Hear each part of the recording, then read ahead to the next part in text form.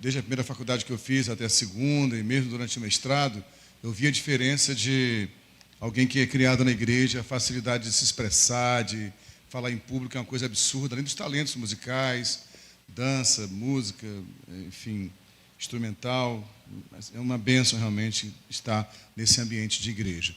Irmãos, eu quero trazer, antes da pregação, antes de qualquer coisa, eu quero fazer um momento especial aqui agora, mas eu quero apenas, para contextualizar o que eu irei fazer, ler um texto bíblico muito importante, que está na carta de Paulo aos Romanos, capítulo 13, a partir do versículo 1, que diz: todos devem sujeitar-se às autoridades governamentais, pois não há autoridade que não venha de Deus. As autoridades que existem foram por ele estabelecidas. Quando Paulo escreveu isso, ele não escreveu em um tempo fácil. Ele escreve essa carta para a igreja que estava sendo plantada na cidade de Roma, a sede do Império Romano. Portanto, as autoridades governamentais que Paulo fala aqui eram imperadores, tiranos, né, que ceifavam a vida de pessoas, não submetiam às suas ordens. Mesmo assim, Paulo dizia: toda autoridade que está aí está com a permissão de Deus. Nenhuma autoridade é colocada que o Senhor não permita. Em outro texto, quando ele escreve para o seu filho na fé, Timóteo, aquele que estava preparando para sucedê-lo, portanto, o que Paulo fala para Timóteo tem muito peso de orientação pastoral.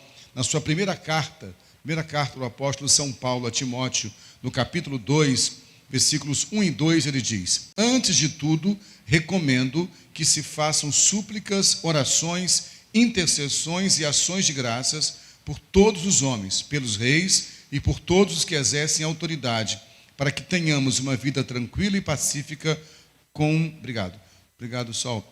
toda piedade e dignidade. Isso é bom e agradável perante o nosso Deus, Salvador, que desejam que todos os homens sejam salvos e cheguem ao conhecimento da verdade. A orientação bíblica é, primeiro, nos submetemos às autoridades; segundo, intercedermos por elas em oração, né?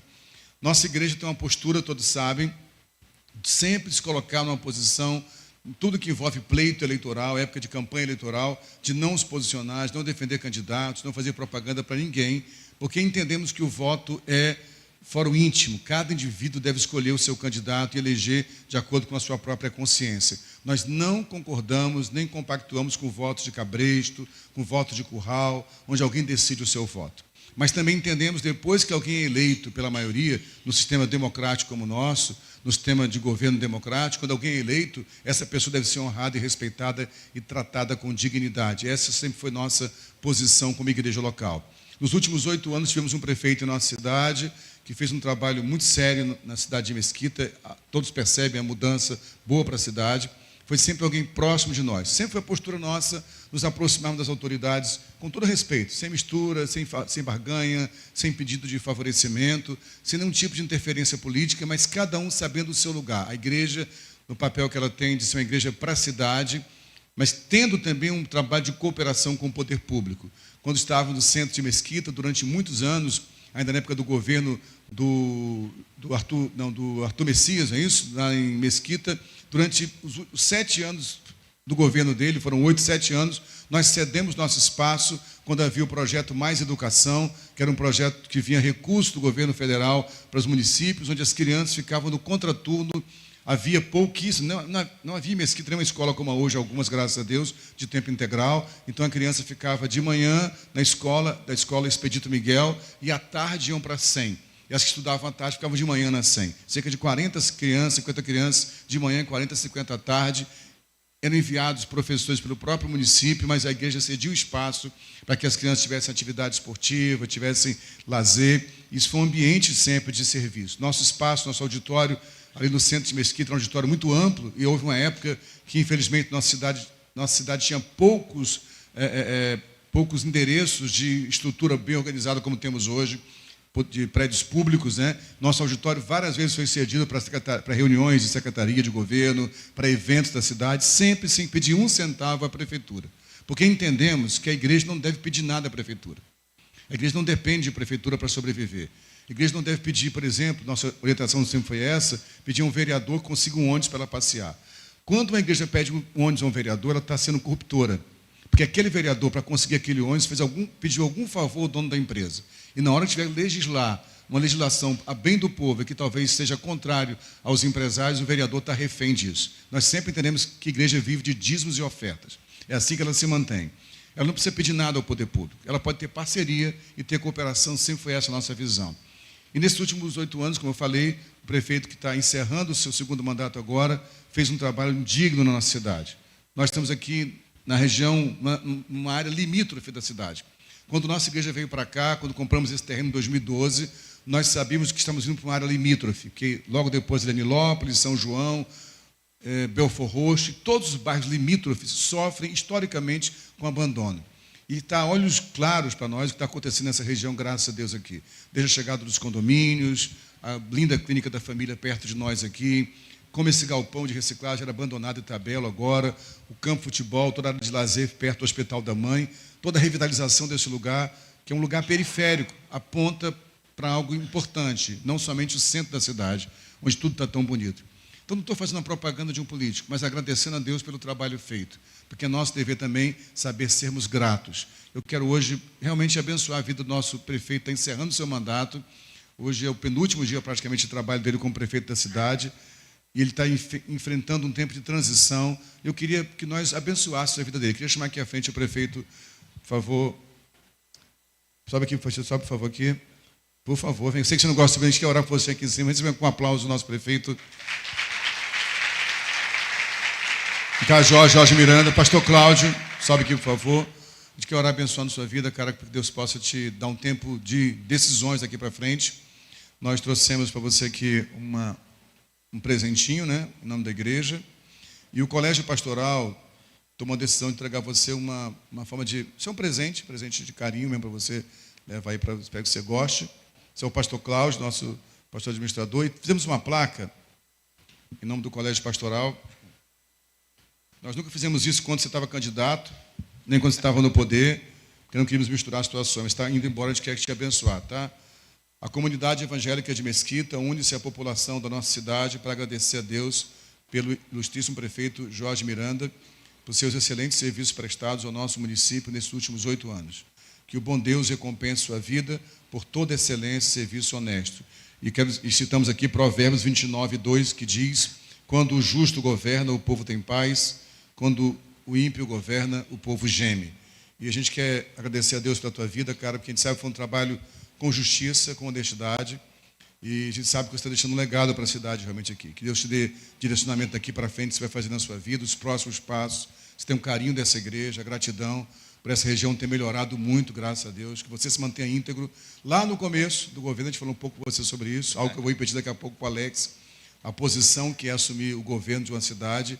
A gente quer que você entenda que você está encerrando, cara, com justiça. Isso é muito válido. Que você tenha discernimento daqui para frente dos próximos passos que você vai tomar. A gente queria muito abençoar a tua vida e coincidiu estar aqui hoje o que está saindo e o que está entrando. Então, eu queria chamar também aqui o Alex, por favor, sobe aqui Alex Maroto, que é o novo prefeito eleito da cidade. Aplaudo o Senhor pela vida dele também. E acho que um legado que fica... Pode ficar aqui, Cláudio, traz o outro lembrancinho, fique comigo aqui, Cláudio. O legado que fica como confirmação esse cara ter sido eleito com quase 75% dos votos. Isso aponta para o trabalho feito pelo Jorge.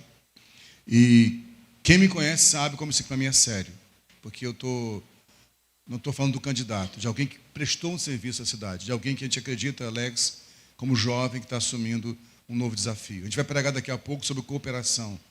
Uma coisa que eu entendi com o tempo, eu lembro de um bate-papo que tivemos aqui há um tempo atrás com o Paulo Borges Júnior, com você e o Jorge, sentado à mesa. E o Paulo falou sobre a importância de dar espaço aos mais jovens. E você falou naquele dia, eu tenho pensado muito no Alex como... E o Alex, você que é isso? Está louco, cara? Nem pensar nisso, ele ser prefeito. E esse cara com apenas 27 anos, não é isso? Está assumindo a responsabilidade de governar a nossa cidade. É um rapaz com princípios cristãos. A preocupação do Alex sempre foi, não quero passar a imagem que eu sou o prefeito de evangélicos, que eu não sou prefeito dos evangélicos, né? É alguém que teve um princípio cristão, foi criado na igreja, é o prefeito da cidade. Ele vai governar para que haja paz para os evangélicos, para os umbandistas, para os budistas, para os ateus, né? Para os héteros, para os homossexuais, para os abstêmios, para os alcoólatras. Ele é o prefeito da cidade. Mas, sem dúvida alguma, ter uma base cristã ajuda o Alex a entender melhor. Nós tivemos uma conversa muito boa, né? Encontramos ele com o pastor Oldson, o pastor Rodrigo e o pastor Felipe, e um grupo de jovens pastores que querem se encontrar com ele de vez em quando para orar juntos, pensar na cidade, mas como conselheiros e amigos, que sejam pessoas que vão estar para apoiar. Eu trouxe você uma lembrança também. Eu sei que presente não se fala o que é, mas se eu vou falar, pode entregar para ele aqui, Hudson, por favor, que isso aqui é um livro que eu quero que você tenha muito carinho nele. É um livro que eu amo muito, que é Modelo Social do Antigo Testamento. É uma autora chamada Landa Cope, uma pesquisadora da Jocum Internacional. Ela escreveu um livro falando sobre as áreas de influência na sociedade, que você participou conosco do painel. E ela trabalha, o livro de Deuteronômio, por exemplo, é um livro antigo, tem pelo menos 3 ou 4 mil anos de escrito. Nós sabemos que a democracia só surgiu no ano 500 a.C. Esse livro foi escrito 2.000 anos antes de Cristo. E Moisés já falava em Deuteronômio sobre o povo escolher os seus líderes e representantes. Já está falando lá atrás da importância de ter representação. Então, ela trabalha áreas de influência, como que a Bíblia aponta governo. Então, o Deuteronômio é um livro de formação de uma nação. Fala sobre saúde pública, fala sobre higiene, fala sobre leis justas, sobre juros, fala sobre posição do governo. Então, é um livro muito moderno, embora trate coisas muito antigas. Eu quero, antes de orar por vocês dois, pelo que está saindo e que está entrando, ler para você o texto que eu sempre leio para os governantes, quando eu tenho oportunidade, que é um conselho que uma mãe dá a um rei, o rei Lemuel. Ele fala: ditados do rei Lemuel, uma exortação que sua mãe lhe fez. Ó meu filho, filho do meu ventre, filho dos meus votos, não gaste sua força com mulheres, seu vigor com aquelas que destroem reis. Não se convém aos reis, aqui no caso governantes, né? Ó Lemuel, não convém aos líderes, aos governantes, beber vinho, não convém aos governantes desejar bebida fermentada, para não suceder que bebam e se esqueçam do que a lei determina, e deixem de fazer justiça aos oprimidos. Dê bebida fermentada aos que estão prestes a morrer, vinho aos que estão angustiados, para que bebam e se esqueçam de sua pobreza, e não mais se lembrem da sua infelicidade. Erga a voz em favor dos que não podem defender-se. Seja o defensor de todos os desamparados. Erga a voz e julgue com justiça. Defenda os direitos dos pobres e dos necessitados. É o que eu espero que você cumpra de fato, Alex, nesse período de 4 anos pela frente aí. Vai governar para toda a cidade, mas um olhar especial para os mais pobres necessitados da nossa Baixada Fluminense. Amém? Eu queria orar por eles, queria convidar a igreja a ficar de pé, por favor, para abençoar. Pedir o pastor Cláudio e o pastor de se aproximar, colocando a mão sobre eles aqui. A gente vai orar abençoando a vida do Jorge, agradecendo pelo tempo, e abençoando a vida do Alex, que começa esse governo. Amém? Pai, nós te louvamos pela vida desses 2 homens que têm trabalhado o governo da cidade. O Jorge, que durante 8 anos governou a cidade, foi eleito pelo povo, reeleito, e tem feito um trabalho com muita seriedade, realmente, Pai. Nós agradecemos por cada conquista que a cidade teve, pela forma que os mesquitenses têm orgulho da cidade hoje, da beleza, do cuidado, das escolas que funcionam bem, da saúde pública que melhorou absurdamente na cidade, Senhor, do trabalho feito com os mais necessitados através dos CAPs. Obrigado pela qualidade de vida dessa cidade, Pai. Eu agradeço pela vida do Jorge, que ele leve, no final desse mandato, a consciência do dever cumprido. Haverá novas decisões a serem tomadas por ele, dele discernimento de cada passo que ele vai tomar, e que o Senhor se revele ao Jorge de forma pessoal, que ele te conheça como pai. Em nome de Jesus, que o Jorge tenha uma experiência pessoal contigo, Senhor. Eu sei que ele vai em muitas igrejas, participa de muitos cultos, missas, encontros de religiões diferentes. Mas que o Deus que está além de qualquer religião se revele ao Jorge. Que um dia ele o conheça como pai e como amigo. Que ele tenha uma experiência pessoal com o Senhor. Agora agradecemos pela vida do Alex. Obrigado pelo Jorge ter confiado em um jovem, Senhor, para colocá-lo à frente. A gente sabe que o Jorge comprou uma briga para colocar o Alex nesse lugar, por ser muito jovem e inexperiente. Como disse uma vez o rei Davi, quando estava construindo o templo, ele falou: meu filho Salomão é jovem e inexperiente, e a obra que está diante dele é muito grande. Assim está sendo na vida do Alex também. E o conselho que o rei Davi deu para o seu filho Salomão foi: seja homem. Que o Alex seja homem, Senhor, no sentido total da palavra de ser homem, íntegro, justo, cumprindo o seu papel. Que sobre a vida do Alex seja a tua bênção. Que todo o legado que ele recebeu do Jorge, ele possa dar sequência. Que não haja nenhum peso de comparação. É lógico que há esse peso sobre política, mas que ele sabe que vai fazer o trabalho que Deus confiou a ele. Ele sabe os desafios que a cidade tem para manter o que foi conquistado, com todo o repasse de verba estadual e federal, porque a cidade não tem recurso sozinha. que abra as portas sobre a cidade, a questão financeira, que os recursos continuem vindo para que ele possa investir de forma justa, dê integridade a ele e sensibilidade. Que ele saiba, assim como o Jorge, que ele tem aqui uma igreja que intercede por ele, que ele trabalhe com sabedoria, em nome de Jesus. Amém? Muito obrigado por aplaudir pela vida deles.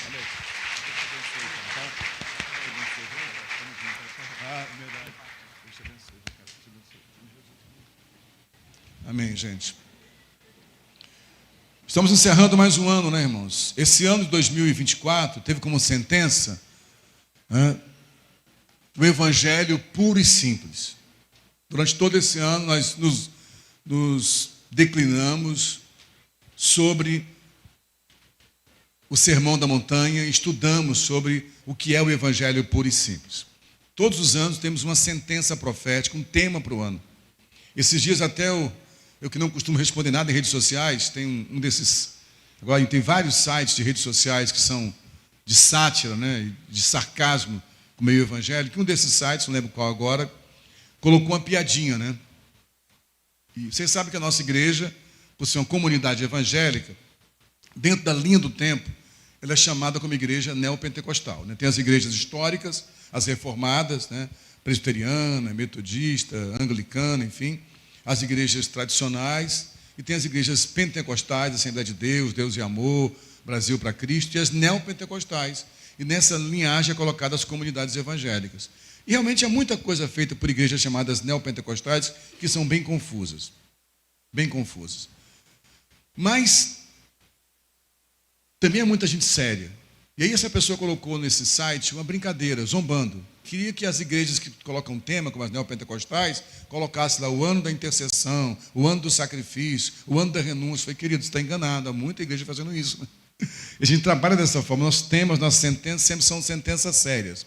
O Evangelho puro e simples é uma proposta de vivermos uma vida simples e pura dentro do Evangelho. E para 2025, o tema que Deus colocou no nosso coração foi um só coração e uma só carne. Está baseado, só vou ler o texto aqui, obrigado. Pensando em casamento aqui, obrigado. Um só coração e um só caminho. E uma só carne, só com a Patrícia mesmo. Né? Jeremias 32 foi o texto que Deus deu para nós como base. Só vou lê-lo aqui hoje, domingo que vem, vamos pregar sobre isso. Jeremias 32, a partir do versículo 38, que diz assim: eles serão o meu povo e eu serei o seu Deus. Darei a eles um só coração e um só caminho, para que me temam durante toda a sua vida, para o seu próprio bem e de seus filhos e descendentes. Farei com eles uma aliança permanente, jamais deixarei de fazer o bem a eles, e farei com que me temam de coração, para que jamais se desviem de mim. Terei alegria em fazer-lhes o bem, e os plantarei firmemente nesta terra de todo o meu coração e de toda a minha alma. Sim, é o que farei. Assim diz o Senhor. Essa parte que eu vou ler, gente, só para explicar, Jeremias está falando para o povo de Israel, que estava exilado na Babilônia e viu a cidade destruída. Mas eu pensei muito na nossa região aqui, quando chegamos aqui alguns anos atrás. Assim diz o Senhor: assim como trouxe toda esta grande desgraça sobre este povo, também lhes darei prosperidade que lhes prometi. De novo serão compradas propriedades nesta terra, da qual vocês dizem é uma terra arrasada, sem homens nem animais, pois foi entregue nas mãos dos babilônios. Propriedades serão compradas por prata, escrituras serão assinadas e lavradas diante de testemunhas no território de Benjamim e nos povoados ao redor de Jerusalém, nas cidades de Judá e nas cidades dos montes Seflá e Neguebe, porque eu restaurarei a sorte deles, declara o Senhor. Essa é a palavra que Deus deu para nós para o ano que vem. Cremos que será um tempo de restauração melhor ainda nessa cidade, mas para que isso aconteça, a igreja vai cumprir o papel dela de ser luz para as nações, e para isso é importante que tenhamos um só coração e um só caminho. O que isso quer dizer? Um só coração fala de sentimentos juntos, mas caminho fala de conduta. Uma só conduta do Evangelho. Essa é a nossa proposta para 2025. Você pode dizer amém? Amém. Vamos à palavra do Senhor agora, então, por favor. No final do ano, é muito comum a gente ouvir pessoas falando de planos para o ano seguinte. E muito se fala também sobre algumas chaves que sejam importantes para você ter uma vida bem-sucedida. Então, é muito comum ouvir falar de 12 passos para a vitória, 7 passos para a prosperidade, enfim. A verdade é que ter uma vida bem-sucedida envolve algumas chaves mesmo. Algumas chaves que abrem portas na vida da gente. Mas o que Deus colocou no meu coração para hoje, no final do ano, como uma oração para que no ano que vem tenhamos uma vida bem-sucedida, são 2 chaves específicas, que eu vou chamar de cooperação e gratidão. Eu entendo que uma vida de alguém que coopera com os outros, de quem é grato pelo que alcança, essas 2 ações são chaves que abrem portas para que tenhamos uma vida bem-sucedida. E para isso eu vou ler alguns textos bíblicos, que o pessoal da mídia vai colocar para nós aqui, na Nova Almeida atualizada. 1 Josué, capítulo 1, versículos 10 a 16. Josué, capítulo 1, versículos 10 a 16. Então Josué deu ordens aos chefes do povo, dizendo: passem pelo meio do arraial e ordenem ao povo, dizendo: preparem a comida, porque daqui a 3 dias vocês vão atravessar este Jordão, para que entrem na terra que o Senhor, seu Deus, lhes dá, para que tomem posse dela. Josué falou aos Rubenitas, aos Gaditas e à meia tribo de Manassés, dizendo: lembrem-se do que Moisés, servo do Senhor, ordenou a vocês, dizendo: o Senhor, seu Deus, está dando descanso a vocês e lhes dará esta terra. Que as mulheres de vocês, as crianças e o gado fiquem na terra que Moisés lhes deu deste lado do Jordão. Mas vocês, todos os valentes, passarão armados na frente de seus irmãos e os ajudarão, até que o Senhor conceda descanso aos irmãos de vocês, como deu descanso a vocês, e eles também tomem posse da terra que o Senhor, o Deus de vocês, lhes dá. Depois vocês poderão voltar e tomar posse da terra que Moisés, servo do Senhor, lhes deu por herança deste lado do Jordão para o nascente do sol. Eles responderam a Josué: tudo o que você nos ordenou faremos, e onde quer que você nos envie, iremos. Ainda Josué, no capítulo 22, dos versículos 1 ao 8. Então Josué chamou os Rubenitas, os Gaditas e a meia tribo de Manassés e lhes disse: vocês fizeram tudo o que Moisés, servo do Senhor, lhes ordenou, e também foram obedientes a mim em tudo o que lhes ordenei. Durante todo este tempo, até o dia de hoje, vocês não abandonaram seus irmãos. Pelo contrário, tiveram cuidado de guardar o mandamento do Senhor, seu Deus. Agora, o Senhor, seu Deus, já concedeu repouso aos irmãos de vocês, como lhes havia prometido. Voltem, pois, agora e vão para as suas tendas, a terra que lhes pertence, que Moisés, servo do Senhor, deu a vocês do outro lado do Jordão. Mas tenham maior cuidado em guardar o mandamento e a lei que Moisés, servo do Senhor, lhes ordenou, que vocês amem o Senhor, seu Deus, andem em todos os seus caminhos, guardem os seus mandamentos, sejam fiéis a ele e os sirvam de todo o coração e de toda a alma. Assim Josué os abençoou e os despediu, e eles foram para as suas tendas. Ora, Moisés tinha dado herança em Bazã à meia tribo de Manassés, porém a outra metade da tribo de Josué deu herança entre os seus irmãos deste lado do Jordão para o oeste. E Josué, ao despedi-los para suas tendas, os abençoou e lhes disse: voltem para suas tendas com grandes riquezas, com muito gado, prata, ouro, bronze, ferro e muitas roupas. Repartam com seus irmãos o despojo que tomaram dos inimigos. E finalmente, por favor, livro de Juízes, que é um livro depois de Josué, capítulo 1, versículos 1 a 3. Juízes 1, do 1 ao 3. Depois da morte de Josué, os filhos de Israel consultaram o Senhor, dizendo: quem de nós será a primeira tribo a lutar contra os cananeus? O Senhor respondeu: a tribo de Judá será a primeira. Eis que entregarei a terra nas mãos desta tribo. Então os filhos de Judá disseram aos seus irmãos da tribo de Simeão: venham conosco a herança que nos caiu por sorte, e lutemos contra os cananeus. Depois também nós iremos com vocês a herança que lhes caiu por sorte. E os filhos de Simeão foram com eles. Pai, muito obrigado pelo privilégio de ler tua palavra, que é santa. Queremos pedir ao Senhor sabedoria e discernimento, para que no tempo ideal possamos, de forma clara e inequívoca, trazer à luz aquilo que o Espírito Santo colocou em meu coração. Assim oramos, Pai querido, em nome de Jesus. Se há uma palavra que é muito usada nos dias de hoje, é competência. Você tem que ter competência. E competência vem da mesma raiz etimológica da palavra competição. Tanto é que em espanhol competência é competição. E competição que mais conduz esse mundo de hoje. Nós somos num mundo movido pelo capitalismo, que nos estimulou a crescer. E há coisas boas no capitalismo, sem dúvida alguma. Como também há coisas boas e ruins no socialismo. E no capitalismo, essa ideia que eu posso trabalhar e conquistar, e me apropriar e crescer. Mas veio junto com ele muita competição. O mundo é muito competitivo. Nós somos criados em um modelo de mundo onde tudo envolve competição. Desde novinho, a comparação nas notas na escola, quem tem A, quem tem B, quem tem C. Chega à faculdade, qual vai ser o seu score, né, a sua pontuação no mercado de trabalho. O tempo todo nós estamos competindo. O mundo funciona assim. Na verdade, a competição é a que conduz esse mundo muitas vezes. Mas Jesus, uma certa vez, quando estava com os seus discípulos, chegando a Jerusalém, né, já logo depois dali ele seria preso e condenado, ele fala para os seus discípulos sobre esse momento e diz: olha, eu vou ser entregue na mão dos malfeitores, vou sofrer, vou morrer, e ao terceiro dia ressuscitarei. Eu não sei ao certo qual a mensagem que eles entenderam do que Jesus falou.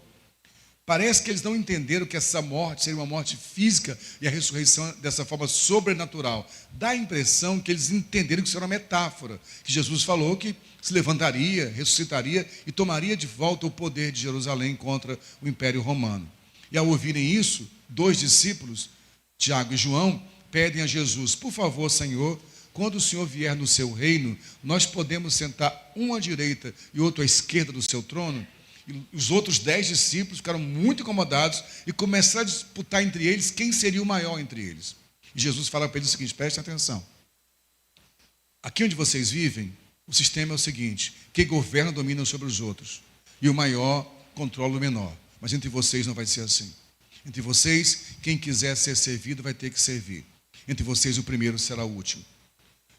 Portanto, o modelo do Evangelho é totalmente contrário ao modelo desse mundo. Eu sei que a competição faz parte da vida, eu não quero julgar você quanto a isso, no comércio, nos negócios, mas o problema é quando isso fica tão enraizado em nós que nossas relações são em cima de competição. Depois que a expressão network ganhou força, eu só me relaciono com alguém que faça parte de uma rede que me traga algum retorno. E os relacionamentos ficaram prostituídos. As pessoas só se relacionam com alguém que possa lhe dar algo de volta. Isso matou o sentimento de cooperação entre as pessoas. Cooperação, cooperar, operar juntamente. Os textos que lemos aqui falam disso. O povo de Israel, depois de muitos anos peregrinando no deserto, chegam à Terra Prometida. A Terra Prometida, onde hoje é o território de Israel e também onde hoje está o Estado de Israel, a faixa de Gaza, a Transjordânia, a Jordânia, tudo aquilo era a terra de Israel. Quando eles chegam ali, havia um limite, que era o Rio Jordão. Quando você atravessa o Rio Jordão, logo depois viria a cidade de Jericó, que era a primeira cidade a ser combatida. Mas antes do Jordão, já era o território. Só que antes do Jordão, os povos que estavam ali já haviam sido vencidos. Mas havia povos muito mais fortes após o Jordão. E de acordo com a distribuição que Moisés havia feito, havia 2 tribos, né? A tribo de Ruben, a tribo de Gade, que eram essas tribos, estou lembrando, eram os filhos de Jacó, cada um liderava uma tribo, o povo daquela tribo. A tribo de Ruben, a tribo de Gade e metade da tribo de Manassés, pela divisão que Moisés fez, ficariam antes do Jordão. Então, quando eles chegaram ali, essas 2 tribos e meia já estavam no lugar deles. Podiam descansar. E as outras 9 tribos e meia teriam que lutar do outro lado. Porém, Josué fez um pedido. Vocês de Ruben, de Gade e de Manassés, que já estão no lugar de vocês, quero fazer um apelo a vocês. As mulheres vão ficar aqui, os idosos, as crianças, os bens, mas os homens de guerra podem ir conosco para ajudar os seus irmãos a conquistarem a terra deles. E depois que eles descansarem da guerra, vocês voltam. Eles podiam falar: não, é direito nosso. Porque a grande questão da competição é que ela alimenta a iniquidade. Iniquidade é a mãe do pecado. Iniquidade, que é uma palavra latina, né? Iniquitar, quer dizer não equidade, é a luta pelo direito, mas é meu direito. E hoje o que nós mais vemos são pessoas lutando pelos seus direitos. E é lógico que não é errado lutar pelo seu direito. Mas a igreja precisa entender que no mundo espiritual, no Evangelho, a proposta é outra. É, se preciso for, abrir mão do seu direito pelo bem comum. Se há um momento que nós, como igreja, envergonhamos esse país, foi o tempo da pandemia. Eu fiquei muito envergonhado com a igreja. O que eu vi nas redes sociais, com pastores brigando. Nós estamos brigando para que o templo ficasse aberto. Gente, era uma pandemia. Pessoas morrendo com contágio rápido e nós brigando para aglomerar pessoas. Você parar para pensar nisso? Os estádios de futebol fecharam. A Champions League não teve torcida. A Torre Eiffel não teve turistas. A Disney não funcionou. A Broadway fechou. E a igreja queria ficar aberta. Porque era nosso direito de fé.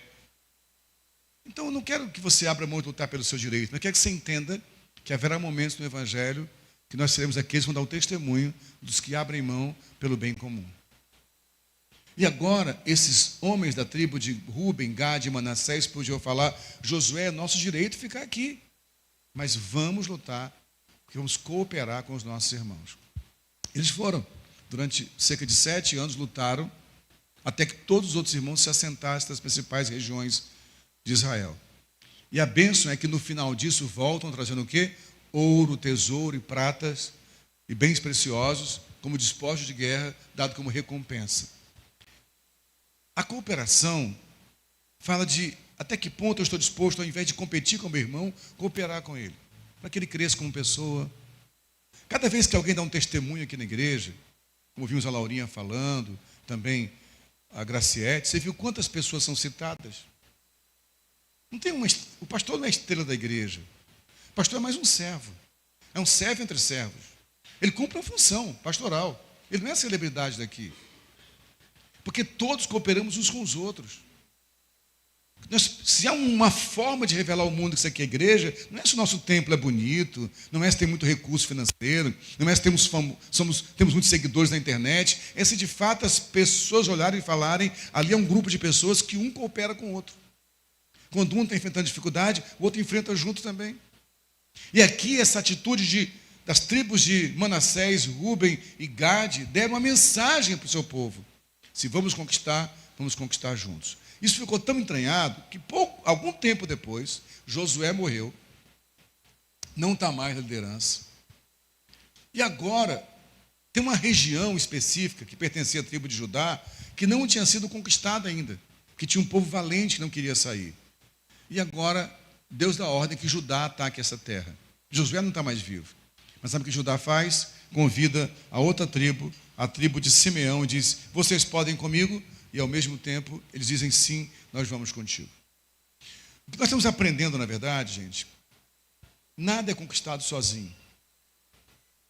É sempre com cooperação. Ninguém consegue governar, por exemplo, sozinho. Se tiver um bom secretariado, não é verdade? Ninguém consegue pastorear sozinho se tem uma equipe trabalhando com ele. Mesmo no futebol, que é uma coisa que eu gosto muito, aquele que faz o gol não pode se vangloriar de ter feito o gol sozinho, concorda comigo? Todo um trabalho é feito para que a bola chegue até a grande área e o gol aconteça. Até no tênis, que o cara está jogando sozinho, tem treinadores, tem uma equipe. Na Fórmula 1, se você é um cara sentado no cockpit, correndo, há mecânicos, tem equipe técnica. Tudo é feito com cooperação, irmãos.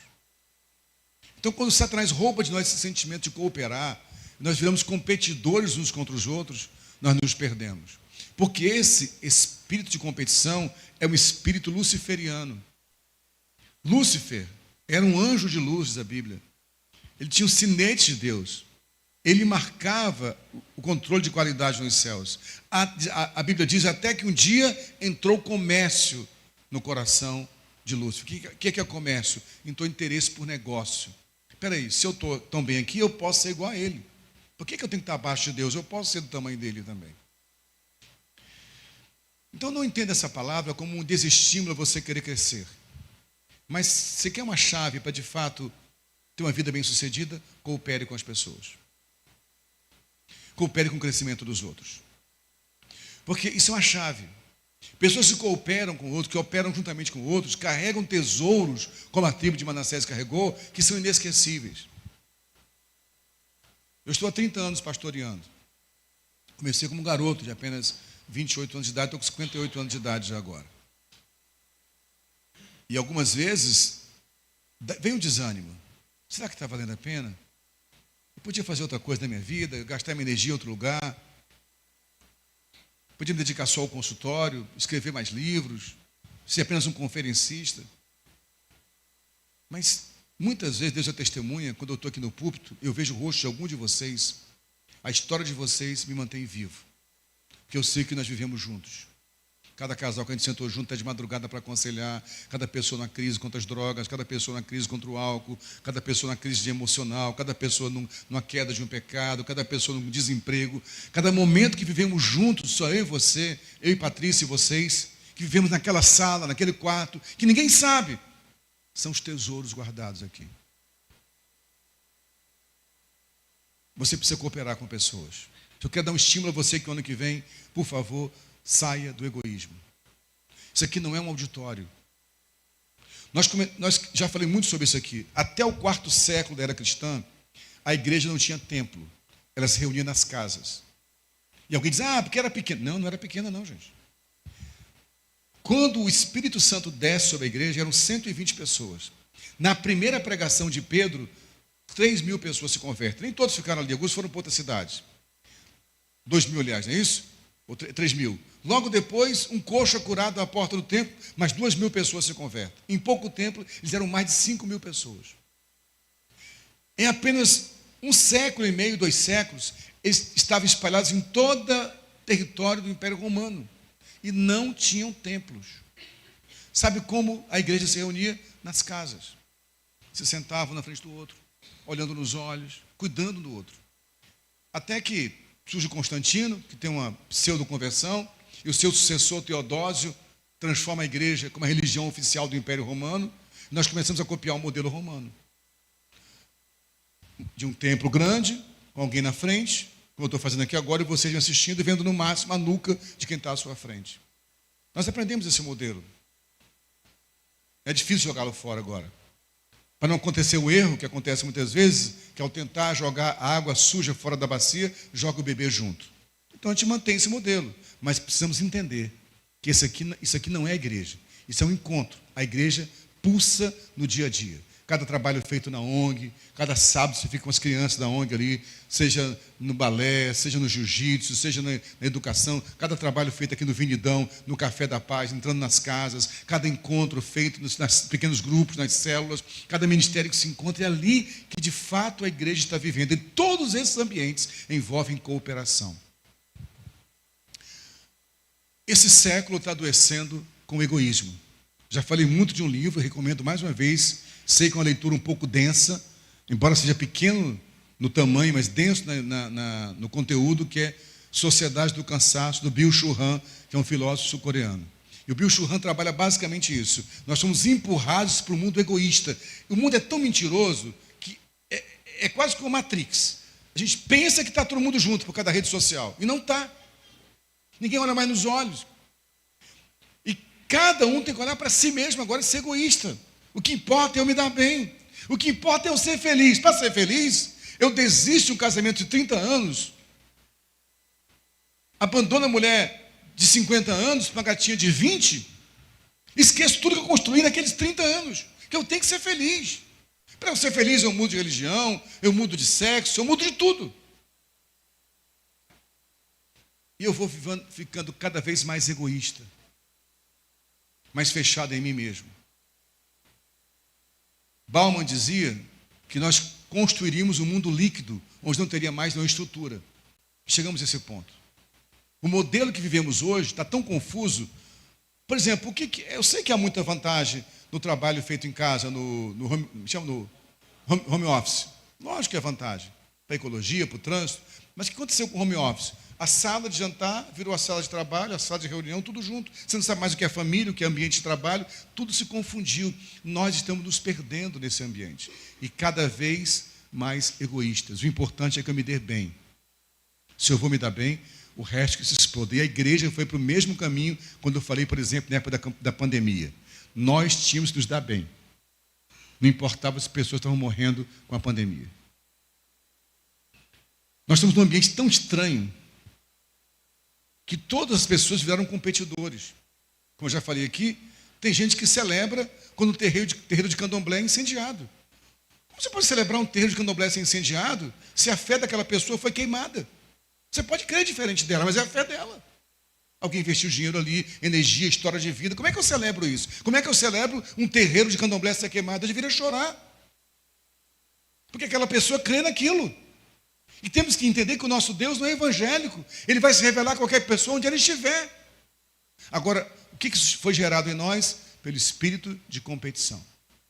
Então, quando um pastor humilha um jornalista, quando a resposta é grosseira, já está vendo, vencemos. Não vencemos, não. Porque o espírito da igreja deveria ser o espírito da cooperação, o espírito da reconciliação. Mas isso começa quando cada um de nós entende isso. Se há uma chave que eu quero que você pegue para o ano que vem, coopere com pessoas. Uma pergunta que eu sempre faço, quero repetir mais uma vez. Essa semana, esse mês, esse ano, quanto tempo você gastou com alguém que não tinha como te dar de volta alguma coisa?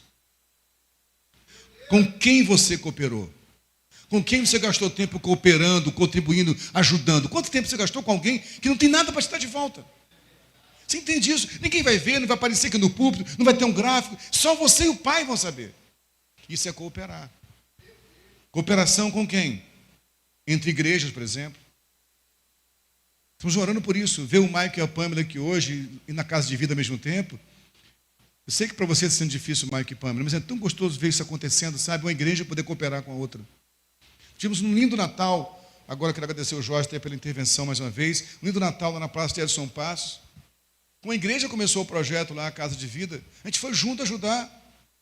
A gente viu a necessidade, pode ajudar, vamos ajudar juntos, vamos fazer juntos. Deveria ser assim. Cooperação, por exemplo, entre a igreja e a cidade. Sim. A igreja pode cooperar com a cidade. Não fazendo do púlpito um palanque político, não pedindo favor à prefeitura, mas cooperando com projetos sociais, alcançando necessitado. A igreja pode ser uma igreja apenas na cidade, está ali, mas podia não estar. Pode ser uma igreja da cidade, que pertence à cidade, a cidade domina ela. Às vezes pode até ser uma igreja contra a cidade, por incrível que pareça, drenando o que é de melhor na cidade para a igreja. Mas ela pode ser uma igreja para a cidade, em parceria, em cooperação. Cooperação entre as gerações, é o que eu acabei de falar agora aqui, gente.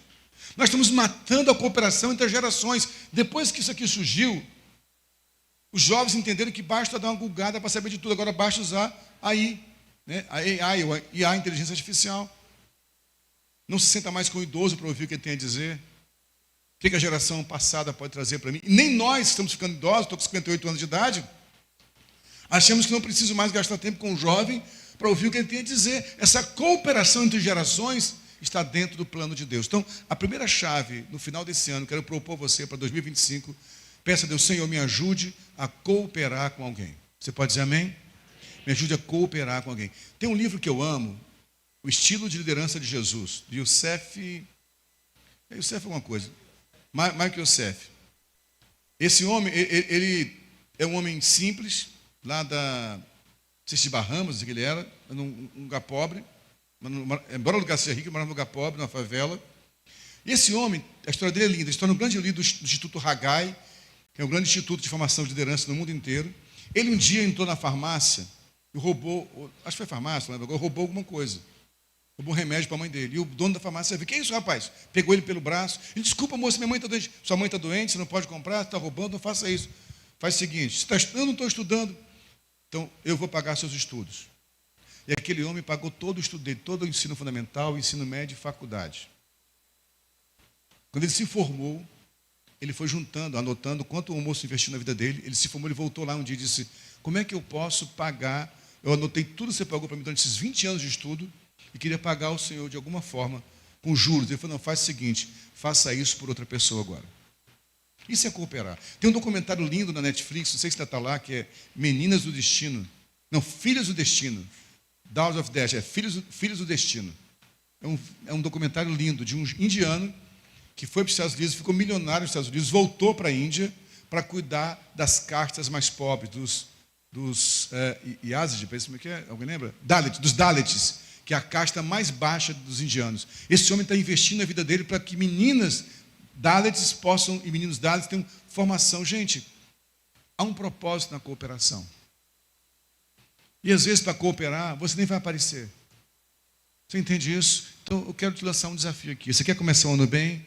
Quer uma chave para poder ter uma vida bem-sucedida? Comece a cooperar com pessoas. Abra sua porta para pessoas.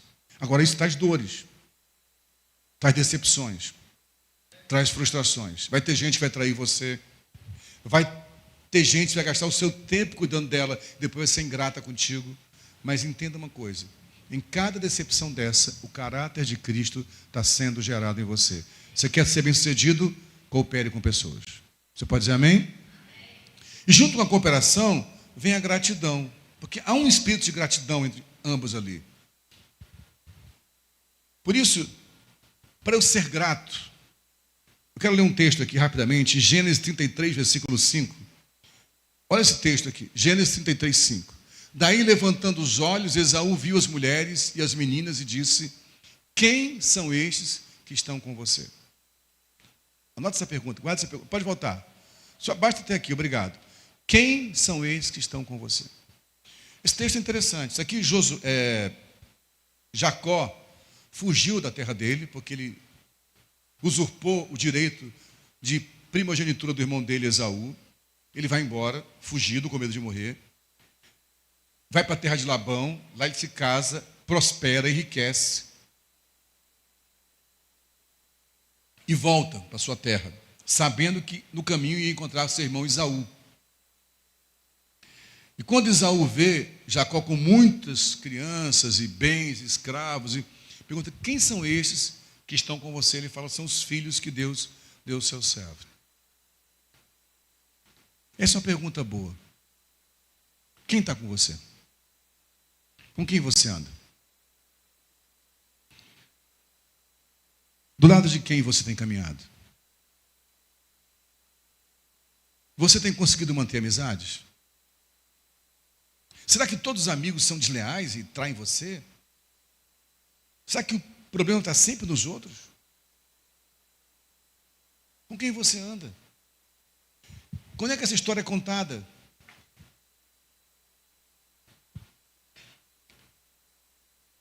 Nós precisamos voltar a ter ambientes de companheiros, gente, que cooperam uns com os outros. Isso é saúde. E a Bíblia fala disso.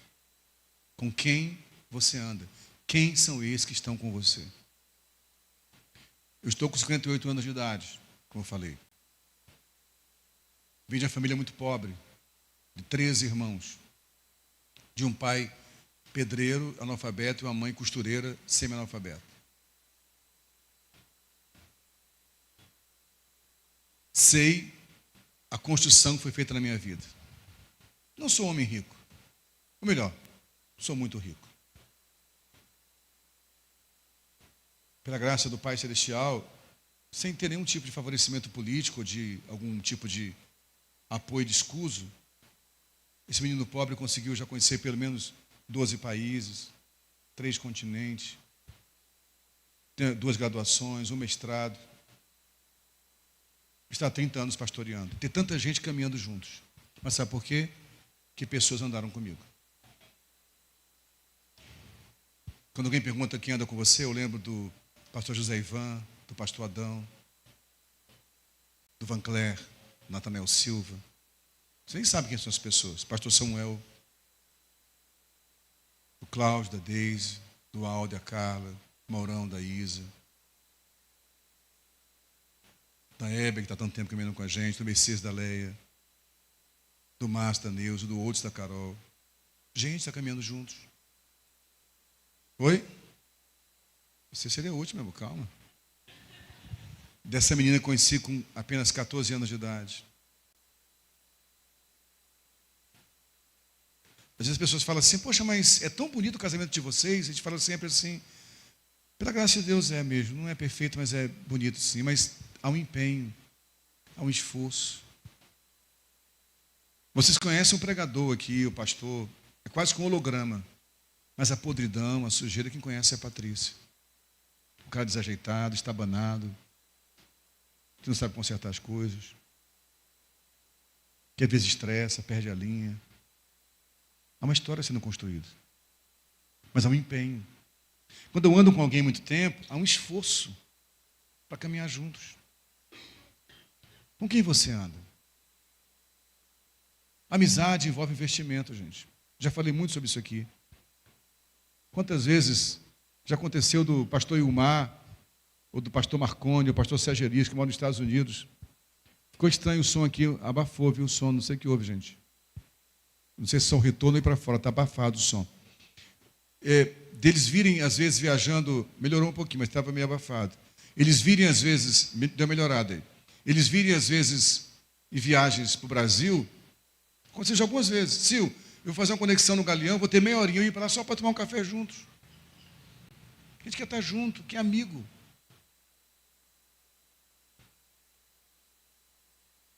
Ah, mas ninguém me visita. Quantos você visita? Ninguém me consola. Quantos você consola? Irmãos, nós precisamos investir em amizades. Abrir a porta da sua casa, ser hospitaleiro. Há um documentário que eu já falei várias vezes sobre ele também, que é Como Viver Até 100 Anos, da Netflix. E esse pesquisador, ele pesquisou algumas regiões que ele chamou de zonas azuis. E uma delas em Okinawa, no Japão. Ele fala o seguinte nesse documentário: uma palavra que ajuda a explicar a longevidade da região de Okinawa, no Japão, é Moai. É um pequeno grupo de amigos que acompanham um ao outro por toda a vida. São redes de segurança que atravessam os bons e maus momentos. Isso é lindo. Esse grupo se encontra semanalmente à igreja para tomar café, tomar chá, conversar, até envelhecer juntos. Brigar, discutir. A gente não toma café comigo, eu brigo o tempo inteiro. Nunca toma café. Eu desconfio que não gosta de café, fico preocupado, mas tudo bem. Mas assim, tem já 30 anos de amizade que não toma um café comigo, mas tudo bem, te ama assim mesmo, né? A gente ama até flamenguista, esquece, não vou falar mais não. Esquece, foi só rapidinho. Então a gente ama porque está andando com os diferentes. Gente, há um mistério. Para que haja gratidão, tem que ser construída a história primeiro. Quem são os seus companheiros? Sabe onde vem a palavra companheiro, do latim? Compani. É aquele que compartilha o pão com o outro. Companheiro é quem compartilha o pão. Por isso que Jesus nasceu e usou o pão. Lembra? Esse é meu corpo, que é dado por vós, faço a mesma coisa. Com quem você compartilha o pão? É compartilhar o pão. Eu já pude compartilhar o pão pela graça de Deus em bons restaurantes. Pela graça de Deus, já pude comer em restaurantes bons em Paris, em Bruxelas, em Nova York. Mas já comi podrão na esquina também com amigos. Quentinha. Em retiro espiritual. Já tive uma fase da minha vida, eu e essa mulher aqui, essa gata linda aqui, na fase difícil da vida, morando num terraço, nem podia pagar aluguel. Já contei isso aqui várias vezes. De amigos chegaram lá e fazer churrasco. A Carla chegava a fazer macarronada, a pessoa dizia: o que vocês têm nessa terraço aí que não tem nada? Tem amor, tem amizade, tem uma história sendo construída. Então, em nome de Jesus, quem são os seus companheiros? Eu quero ler um texto extenso agora aqui, me perdoem a leitura extensa, mas esse texto eu amo demais, que é um texto do apóstolo Paulo. Paulo foi um cara, gente, quero encontrar esse cara no céu, na eternidade, para a gente conversar, porque a vida desse cara foi muito preciosa. Ele teve muitos companheiros. Foi um cara bem sucedido. Mas como bem sucedido se morreu com apenas 60 e poucos anos de idade, decapitado? Ele foi bem sucedido porque viveu todo o seu propósito. Como Patrícia citou aqui o cemitério, tem uma frase de um palestrante que dizia: o maior depósito de potencial é o cemitério. Porque há muita gente que morre sem usar tudo que tinha para usar. E vai enterrar o potencial. Fica se poupando, não, eu vou poupar. Quando eu acabar a faculdade, quando eu acabar o mestrado, quando eu acabar o doutorado. Não, se gaste agora. A vida é para ser gastada, para ser vivida. Nas relações. E Paulo foi um cara assim. Então, na sua carta aos Romanos, capítulo 16, ele vai citar várias pessoas, faço questão de ler todo esse texto. Primeiro, Romanos 16, do 1 até o 16, depois do 21 ao 24. O pessoal vai transmitir aqui na mídia, é mais fácil de acompanhar. Romanos 16, a partir do 1. Recomendo-lhes a nossa irmã Febe, que está servindo na igreja da Sencreia, para que vocês a recebam do Senhor como convém aos santos e a ajudem em tudo o que de vocês vier a precisar, porque ela tem sido protetora de muitos, inclusive de mim. Saúdem Priscila e Áquila, meus cooperadores em Cristo Jesus, os quais pela minha vida arriscaram sua própria cabeça, e isto lhes agradeço, não somente eu, mas também todas as igrejas dos gentios. Saúdem igualmente a igreja que se reúne na casa deles. Saúdem meu querido Epêneto, primeiro fruto da fé em Cristo na província da Ásia. Saúdem Maria, que muito trabalhou por vocês. Saúdem Adrônico e Júnias, meus parentes e companheiros de prisão, os quais são bem conhecidos entre os apóstolos, estavam em Cristo antes de mim. Saúdem Amplíato, meu querido amigo no Senhor. Saúdem Urbano, que é nosso cooperador em Cristo, e também meu amado Estaques. Saúdem Apeles, aprovado em Cristo. Saúdem os da casa de Aristóbulo. Saúdem meu parente Herodião. Saúdem os da casa de Narciso, que estão no Senhor. Oi? Desculpa. Saúdem Trifena e Trifosa, as quais trabalham no Senhor. Saúdem a querida Pérside, que também muito trabalhou no Senhor. Saúdem Rufo, eleito do Senhor, igualmente a mãe dele, que também tem sido mãe para mim. Saúdem Ansícrito, Flegonte, Hermes, Pátrobas, Hermas e os irmãos que se reúnem com eles. Saúdem Filólogo, Júlia, Nereu e sua irmã Olimpas e todos os santos que se reúnem com eles. Saúdem uns aos outros com um beijo santo. Todas as igrejas de Cristo mandem saudações. Versículo 21 em diante. Timóteo, meu cooperador, manda saudações, assim como Lúcio, Jason e Sosíprato, meus parentes. Eu, Tércio, que escrevi esta carta, mando saudações no Senhor. Gaio, meu hospedeiro, e de toda a igreja, manda saudações. Também mandam saudações Erasto, tesoureiro da cidade, e o irmão Quarto. A graça de nosso Senhor Jesus Cristo esteja com todos vocês. Amém. Que texto lindo de alguém que tem consciência de quantos companheiros teve na vida. Você chegou aqui sozinho, você acha? Então eu era um garoto pobre, que viajou 48 horas de ônibus de Fortaleza para cá com 10 anos de idade, para morar num apartamento com 20 pessoas em Irajá. Agora sou graduado, pós-graduado, com mestrado, conheci vários países. Tenho uma casa confortável, sim, é confortável, um carro não de luxo, um carro bom, posso viajar sempre. E foi sozinho isso aqui? Não, gente. Fica muita gente me ajudando, me apoiando. Quem são teus apoiadores? Você é grato a eles? Paulo cita e agradece nominalmente cerca de 37 pessoas aqui nessa carta. Infeliz daquele que acaba a história falando só de si mesmo. Interessante que ele cita até mulheres, que eram muito pouco citadas naquele tempo, numa sociedade que ainda menosprezava muitas mulheres. Ele fala de Febe, que era protetora. Febe foi uma diaconisa em Corinto, né? Talvez tenha sido a pessoa que levou a carta de Paulo à igreja em Roma. Ele começa agradecendo a mulher. Priscila e Áquila são cooperadores, ele fala, cooperadores, está vendo? Arriscaram a própria cabeça pela vida de Paulo. Priscila e Áquila trabalharam junto com Paulo em Corinto, consertando tendas para ajudar Paulo a se manter. Eu tenho gente que fez isso por mim, que trabalhou por mim. Tem gente que apoiou a Patricina a fazer os perfumes para vender, né, amor? Os lacinhos para vender. Quando a igreja de Petrópolis voltou atrás da minha ida para Petrópolis, eu voltei para o K11 e compramos doces de um rapaz para vender de porta em porta em Minas. Cláudio me deu suporte. Foi gente que ajudou. Já pastor da igreja, indo de porta em porta vender doces de Minas para poder sobreviver. Foram amigos perto. Ele agradece a igreja que se reunia nas casas. Como já falei, as igrejas eram nas casas. Havia mais comunhão. Fala de Epêneto, primeiro fruto da fé em Cristo na província da Ásia. Ele lembrou da primeira pessoa que ele ganhou naquela região. Cada pessoa era importante para Paulo. Maria, que era trabalhadora. Fala de Adrônico e Júnias, que foram companheiros de prisão. Ficaram presos. E aqui há uma controvérsia. Júnias talvez fosse o nome de uma mulher. Ela é citada como apóstola. Então, talvez tenha havido uma apóstola mulher naquele tempo. É uma hipótese. Há controvérsia quanto a isso. Há quem pensa diferente. Que Júnior podia ser o nome de um homem também. Mas é bem provável que fosse uma mulher que era apóstola. Ele fala de Amplito, querido amigo, né? Amplito é o nome dado a escravos. Talvez fosse um escravo que ficou amigo dele. Urbano, que era um cooperador, outro cooperador.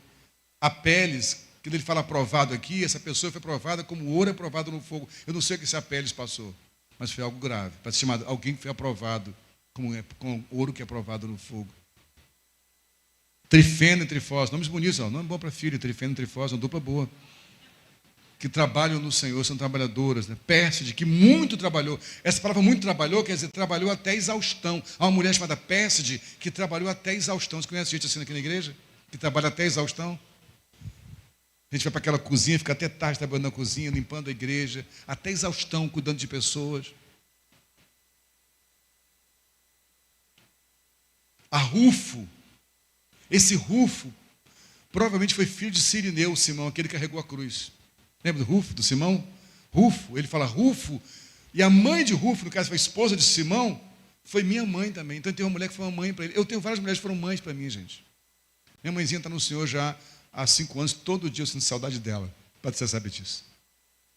Não esqueci nunca minha velhinha. De vez em quando me pego com a foto dela e começo a chorar de novo. Mas na verdade eu estou longe dela há muitos anos, porque desde que ela voltou para Fortaleza, em 90, eu fiquei sozinho aqui, indo lá todo ano vê-la. Deus me deu mães na igreja, senhoras que me acolheram, cuidaram de mim, tiveram um carinho por mim. Quem são suas mães? Você é grato a elas?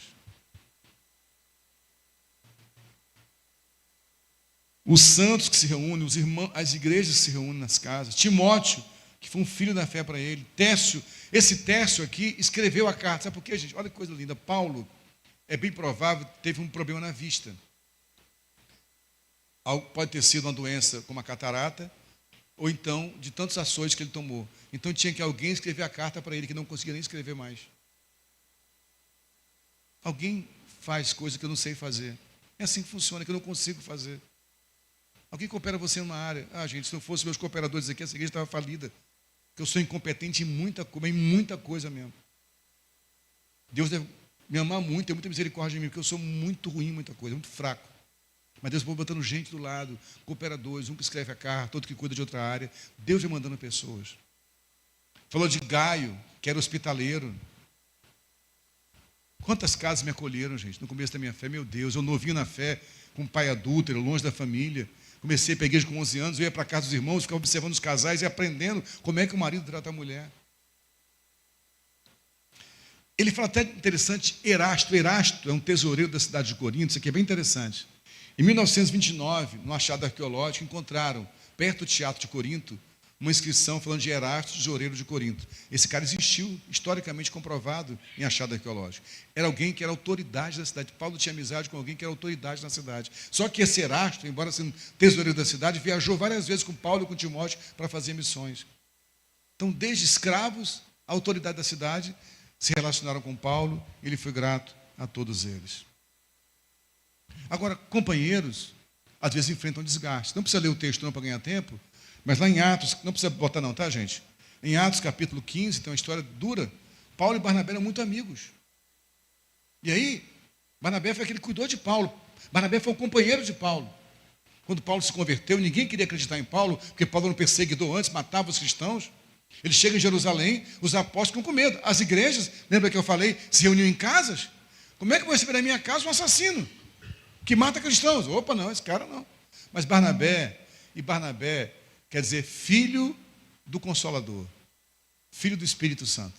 Era o apelido de Barnabé. O nome dele era José, na verdade, mas foi apelidado pelos apóstolos de Barnabé. Esse cara pegou Paulo pela mão, ouviu a história dele, deu crédito e acolheu Paulo. Mesmo assim, como Paulo era muito brigão, começou a arrumar problema em Jerusalém, os apóstolos mandaram Paulo embora, gente. Aí, 12 anos depois, Barnabé foi buscar Paulo de novo e levou ele para Antioquia. Foi o primeiro pastor dele, na verdade. Só que depois ele e Paulo viajaram juntos para missões. E tinha no meio deles João Marcos, parente de Barnabé. Um jovem João Marcos que escreveu o Evangelho de Marcos. E Paulo e Barnabé queriam ir para o lugar. E Barnabé quis levar João Marcos. Paulo falou, não quer levar João Marcos comigo, porque João Marcos, na outra viagem, puxou para trás, ele vai dar problema para a gente. E a Bíblia fala que os dois tiveram uma grande tensão, uma discussão grave entre Paulo e Barnabé. E aí o que aconteceu? Paulo foi para um lado, Barnabé foi para o outro. E João Marcos foi com Barnabé, e Paulo levou Silas com ele. Porém, quando Paulo está perto de morrer, em 2 Timóteo capítulo 4, pode botar esse, versículos 9 a 11, 2 Timóteo 4, 9 a 11, Paulo, antes de morrer, escreve para o seu filho na fé, Timóteo: empenhe-se por vir até aqui o mais depressa possível, porque Demas, tendo amado o presente século, me abandonou e se foi para Tessalônica, Crescente foi para Galácia, Tito foi para Dalmácia, somente Lucas está comigo. Encontre Marcos e traga-o junto com você, pois ele é útil para o meu ministério. O mesmo Marcos que ele rompeu lá atrás. Vai atrás ele comigo, porque ele é útil para mim. Então, amizades, às vezes, vão ter rupturas, vão ter desgastes. Mas, por favor, não vá embora dessa vida sem ajustar o que ficou para trás. Não jogue fora vínculos construídos por coisas tão pequenas, às vezes. Não seja ingrato. Não seja ingrato. Pessoas construíram a história com você, querido. Eu quero garantir a você, assim como a cooperação, a gratidão é uma chave que abre portas. Se você quer uma vida bem-sucedida no próximo ano, coopere com as pessoas e seja grato com quem cooperou com você.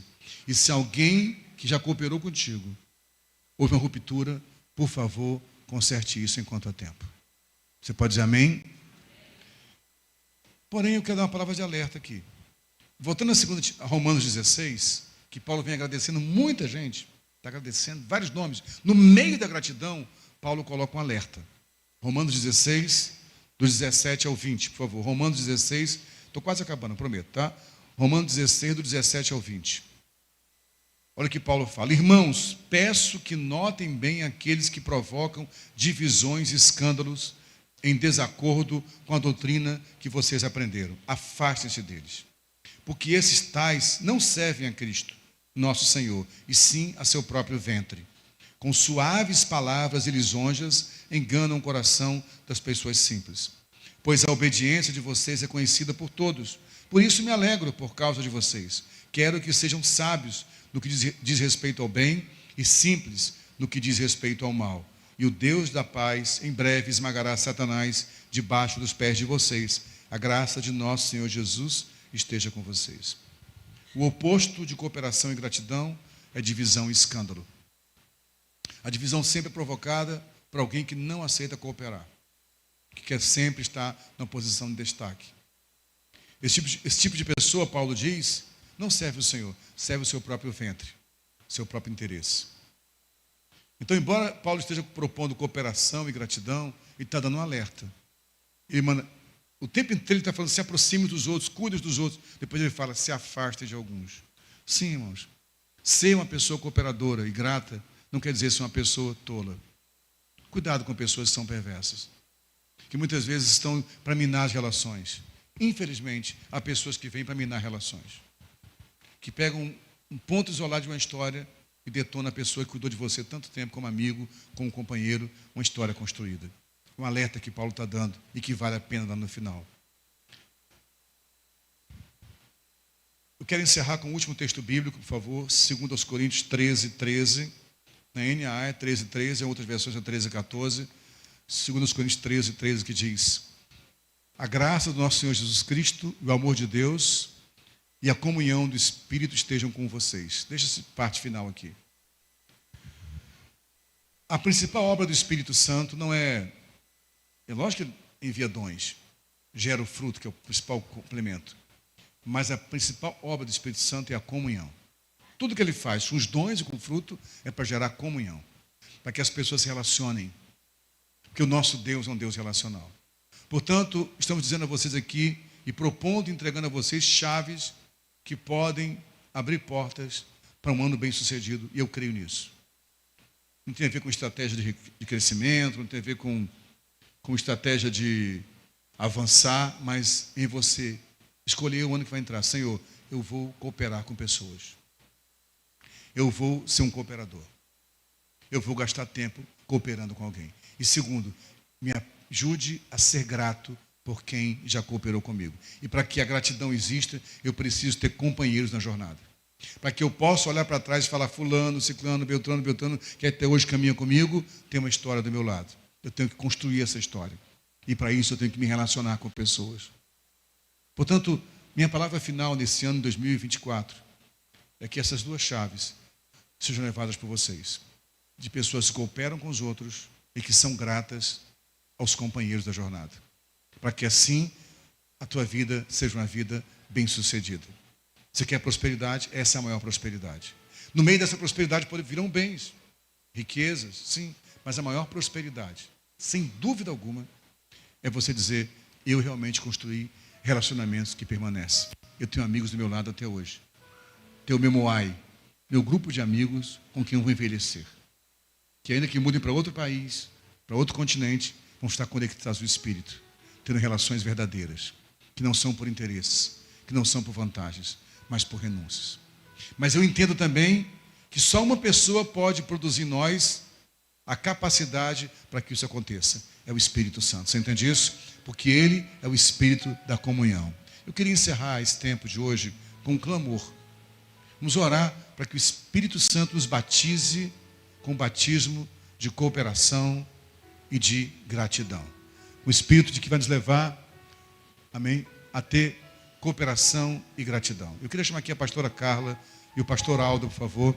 São os pastores do Ministério Profético da nossa igreja. Eu queria que nós tivéssemos um tempo de intercessão e de oração, amém? Onde vamos orar uns pelos outros, orar por nós mesmos, pedindo, Deus, se essa palavra fez sentido para você, diga, Deus, me ajuda a ser uma pessoa cooperadora. Talvez esse ano todo eu me fechei só para mim mesmo, me magoei e falei que não ia mais ajudar ninguém. Eu travei, e você não percebeu que isso travou todo o plano eterno de Deus na sua vida. Se eu perdi os companheiros e estou magoado com pessoas que me ajudaram muito na vida, eu quero voltar a consertar isso, para que eu seja uma pessoa agradecida, porque esse é o Espírito Santo, o Espírito que coopera e que é de ações de graças. Amém? Vamos orar? Graça e paz, irmãos. Bom dia. Enquanto o pastor estava falando, eu me lembrei de quando Deus chamou Moisés, né? E Deus falou com Moisés, vai libertar o povo. E Moisés falou, Senhor, eu não sei falar. E é interessante que o que Deus responde para ele, né? Ele argumentou com Deus, eu não sou bom o suficiente, eu não sou perfeito o suficiente. E aí Deus fala para ele, eu fiz o mudo.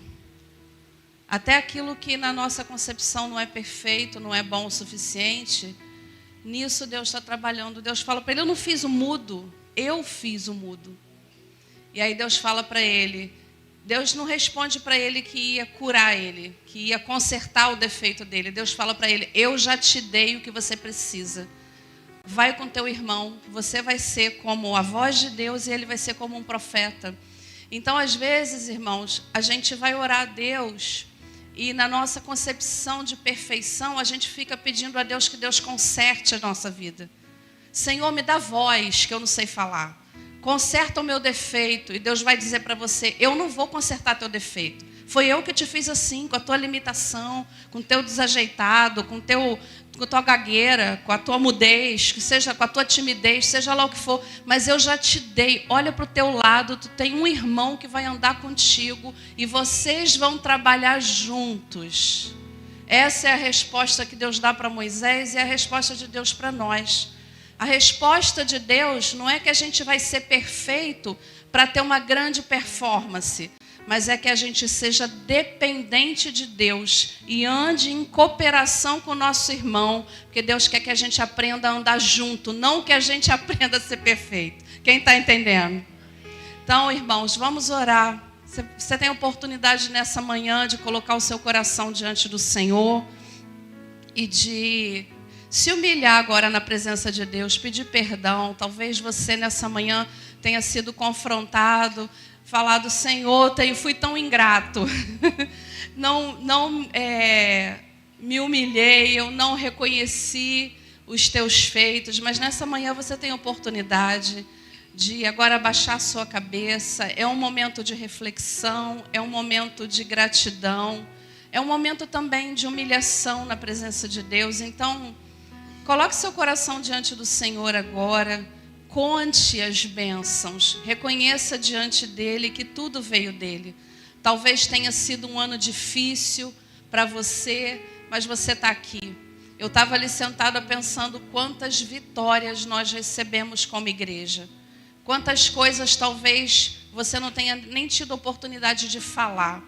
Mas no seu coração você tem oportunidade agora de ser grato ao Senhor, de agradecer, de expressar para Deus a honra que Ele merece, a adoração que Ele merece. Vamos orar.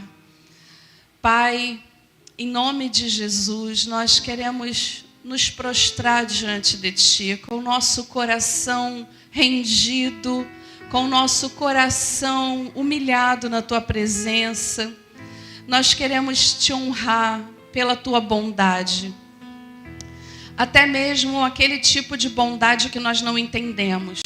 Muitas vezes nós vamos para o Senhor esperando que o Senhor mude uma fraqueza, que o Senhor mude uma condição, que o Senhor cure uma doença, que o Senhor definha um sofrimento na nossa vida. E quantas vezes a Tua voz ecoa na nossa vida, no nosso coração, dizendo: a minha graça te basta, porque o meu poder se aperfeiçoa na Tua fraqueza. Por isso, ó Deus, nos dá um coração que possa responder ao Senhor de bom grado. Nós vamos nos gloriar nas nossas fraquezas, porque são essas fraquezas, Senhor, que vão nos manter com o coração humilhado, com o coração rendido, com o coração servil diante do Senhor. Pai, por isso nós queremos colocar diante do Senhor todas as nossas situações, as condições que vivemos. Queremos Te agradecer, Pai, por o Senhor ter nos sustentado até aqui nesse ano. Foi um ano difícil para muitos de nós, sim. Foi um ano de muito trabalho, de muitas incertezas, de muita luta pela vida.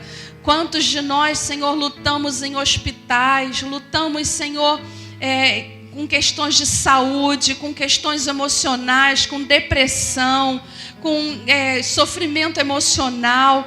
Pai, mas no nome de Jesus nós Te agradecemos porque o Senhor, a Tua bondade mais uma vez se manifestou nas nossas vidas. Obrigada, Senhor, pelas doenças vencidas. Obrigada pelos transplantes, Senhor. Obrigada pelas carteiras tiradas, pelas contas que foram pagas. Obrigada, Senhor, pelos filhos que foram restaurados, pelos casamentos onde o Senhor fez intervenções. Obrigada pelas tantas crianças que nasceram, por aquelas que foram concebidas. Senhor, são tantas bênçãos, Pai, tantas bênçãos. Hoje é um dia em que o nosso coração está contando as bênçãos. E nós estamos aqui declarando para a próxima geração a bondade, a misericórdia e a fidelidade do Senhor. Pai, nós não temos como Te agradecer. O que nós poderemos Te dar, Senhor? Não há nada que nós podemos Te entregar, Pai, que possa retribuir. Mas nós estamos aqui, como diz a Tua palavra, com o nosso coração rendido mais uma vez. Por isso nós queremos Te oferecer, ó Pai, o nosso coração, para que o Senhor, como um barro, Senhor, amolecido na Tua mão, molda-nos, Senhor. Molda-nos para o próximo ano, Senhor. Que possamos nos entregar ao Senhor como uma folha em branco, como uma massa para ser moldada pela Tua mão. Senhor, que no próximo ano o Senhor possa escrever em nós o Teu propósito mais uma vez, Senhor. Que o Senhor ache em nós um coração quebrantado, que atraia, Senhor, o mover do Senhor para nós. Obrigada, ó Pai, nós queremos nos render a Ti em adoração. Como foi cantado aqui nessa manhã, Pai, só o Senhor é digno. A honra é Tua, a glória é Tua, Jesus, a gratidão é Tua, a nossa adoração, o nosso coração, Senhor, tudo é Teu. O Senhor é digno, porque o Senhor sempre faz muito mais além daquilo que pedimos ou pensamos, conforme o Teu querer. Nós Te adoramos, Jesus, nós Te adoramos. Nós te adoramos, Jesus, por todas as respostas que o Senhor nos deu, também por aquelas que o Senhor não nos deu. Nós te adoramos por todos os nãos que o Senhor nos disse, por todas as vezes que o Senhor tratou com o nosso caráter, que o Senhor disse espera, que o Senhor disse ainda não. Nós queremos te adorar e nos humilhar debaixo da tua poderosa mão, porque o Senhor sabe o que o Senhor está fazendo. Ajuda-nos, ó Deus. Eleva a nossa fé quando nós não entendemos aquilo que o Senhor está fazendo. Naquele dia, Senhor, na noite escura da nossa alma, Senhor, no dia mais turbulento, no meio das tempestades, Senhor, ajuda-nos, ó Deus, a acreditar que o nosso barco não vai afundar, porque o Senhor está nele. É o Senhor que está conosco nas tempestades, é o Senhor quem vai atravessar conosco os momentos difíceis, até que cheguemos em terra firme, até que possamos chegar no lugar que o Senhor tem para nós. Mais uma vez nós nos rendemos a Ti, Senhor. Mais uma vez nós renovamos a nossa aliança contigo. E agora, Pai, além de entregar o nosso coração, nós também queremos fazer diante do Senhor um pacto de entregar as nossas mãos, os nossos pés, te adorar, como diz a tua palavra, te amar com toda a nossa força, com todo o nosso entendimento, com toda a nossa alma, de todo o coração, mas também, Senhor, com a nossa força física, com o nosso tempo. Senhor, nós entregamos ao Senhor a nossa cooperação. Espírito Santo de Deus, que Tu possas nos dirigir às pessoas, aos lugares, aos ministérios, aquilo que está no Teu coração, para que possamos cooperar com o que o Senhor está fazendo. Nós nos entregamos para cooperar contigo, mas não de maneira aleatória, Pai. Nós queremos cooperar com aquilo que o Senhor está fazendo. Espírito Santo de Deus, querido Espírito Santo, nos atrai para aquilo que o Senhor está fazendo.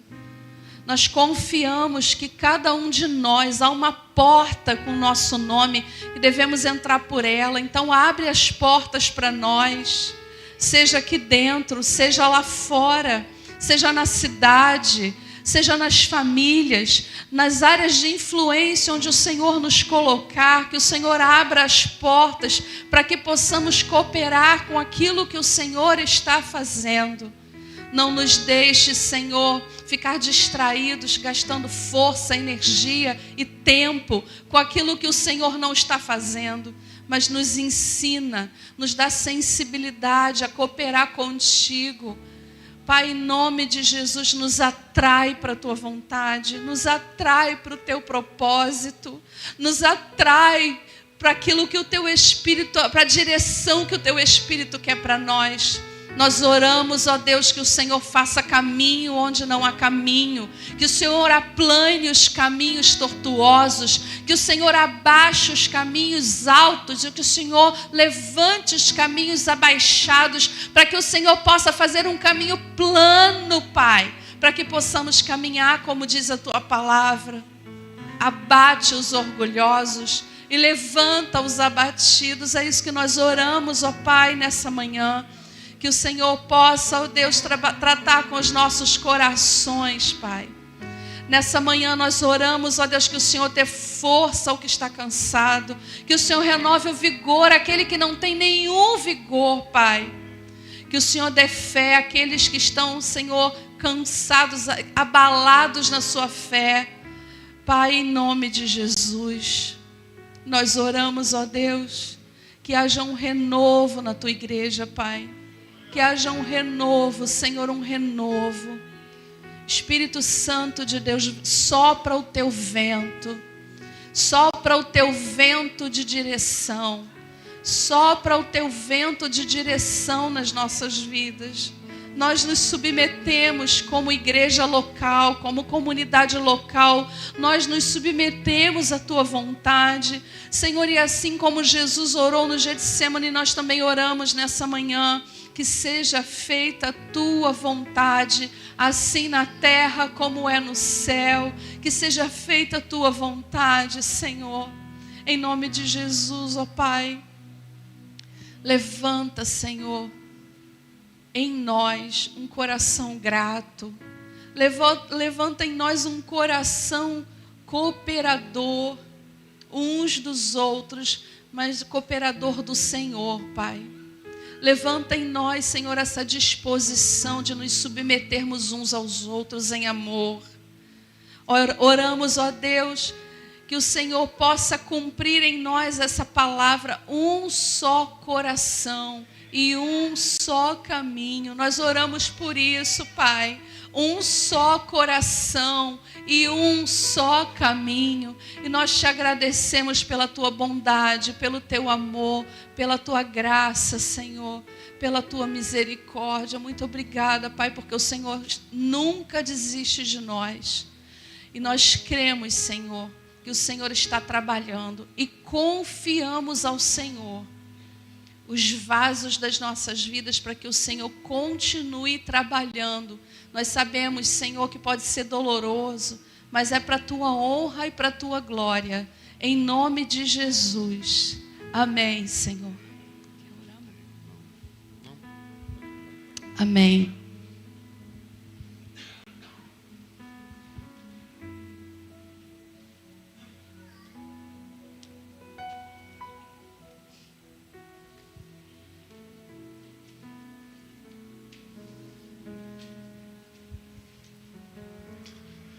Glória a Deus, aleluia. Quantos aqui creem que o ano de 2025 pode ser o melhor ano da vida de vocês? Quantos aqui creem? Eu acho que vocês não estão crendo muito forte.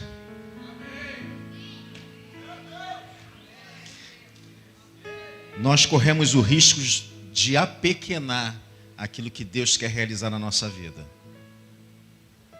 A gente faz isso com as nossas reuniões. A gente espera que aconteça nas nossas reuniões de culto o que exatamente aconteceu na reunião passada. E muitas vezes não acontece algo novo porque a gente ainda não está pronto para o novo. Às vezes não acontece algo extraordinário, porque a nossa visão está no ordinário.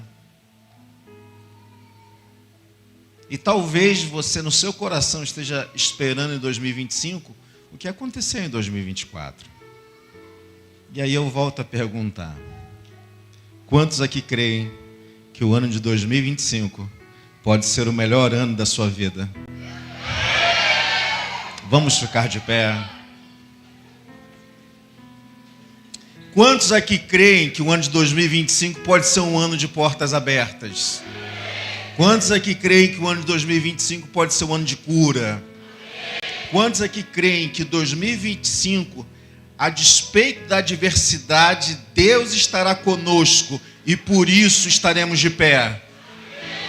Senhor, muito obrigado, Pai, pelo que foi 2024. Nós te agradecemos, Senhor Deus, muito, com o coração quebrantado, com o coração quedado diante do Senhor, Pai, com o coração inclinado num gesto de rendição. Obrigado por tudo que o Senhor gerou no ano de 2024, Pai.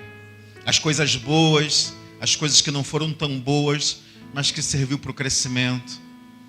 Porque eu sei que todas as coisas cooperam juntamente para o bem daqueles que amam a Deus, e por isso te somos gratos, Pai, no ano de 2024. Com relação a 2025, nós pedimos, Papai, que seja um ano de muita cooperação, que seja um ano de comunhão, que seja um ano da Tua graça, que seja um ano, Senhor Deus, de um só coração, de um só pensamento, de um só caminho. Que seja o melhor ano das nossas vidas até agora, Pai. Que seja um ano do derramar de Deus sobre nós. Que seja um ano, Senhor Deus, de portas abertas. Que seja um ano de cura, Pai. Que seja um ano em que a gente esteja disposto a abrir o nosso coração para cumprir o teu propósito de maneira integral, Pai. Que não fique nenhuma parte de nós poupada diante daquilo que o Senhor quer que a gente realize, Pai. Muito obrigado por tudo, Senhor Deus.